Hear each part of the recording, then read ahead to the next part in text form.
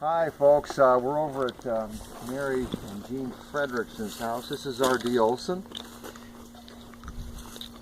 and my son Jared. Now we have a landscape design business called R.D. Olson Designs, and I also getting Jared's business started, which is Pruning Plus, and I'm teaching him the art and craft of pruning and taking care of plants.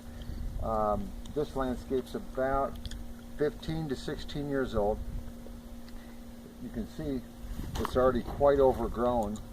In this area here we have rosemary, we have a pampas grass, and we've got a desert broom.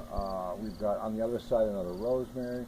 We've got a yucca in there which has just about completed its life cycle. It's in bloom. But what we see here is a landscape that's just out of control. So what we're doing today, and the purple plums, we see these all over Prescott, by the way, that and northern Arizona, where nobody ever goes in and cleans and prunes them. So when you see this tree falling over, leaning all over town, they a lot of times will oftentimes, like this one's already leaning this way, they're just so top heavy.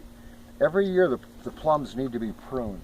So cut out crossing branches, cut out water shoots, and any branches that could potentially, like this here.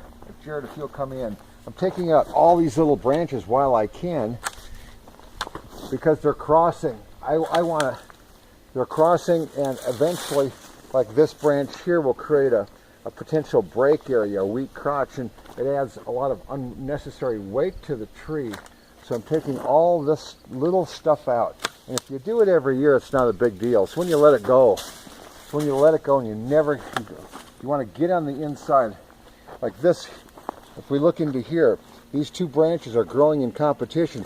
We've got to choose one or the other, so I'm choosing to take this one out. And you can do this, you see, with the lopping shears when that branch is probably almost the size where I'd want to use a saw. But I'll get it with the lopping shears. If I have to go get the saw, I will. But we want to get that out of there because it's in competition. So I'm opening the tree up and getting all that little growth out of here that will eventually add too much weight to the tree, and over it goes. The roots start actually pulling out of the ground. So cleaning this up, and if it's done once a year, this trees can have a very happy long life. So we'll check in a little bit later when we've got this whole area pruned in here. Thanks so much for watching, and thank you for coming to our site. This is R.D. Olson with Pruning Plus.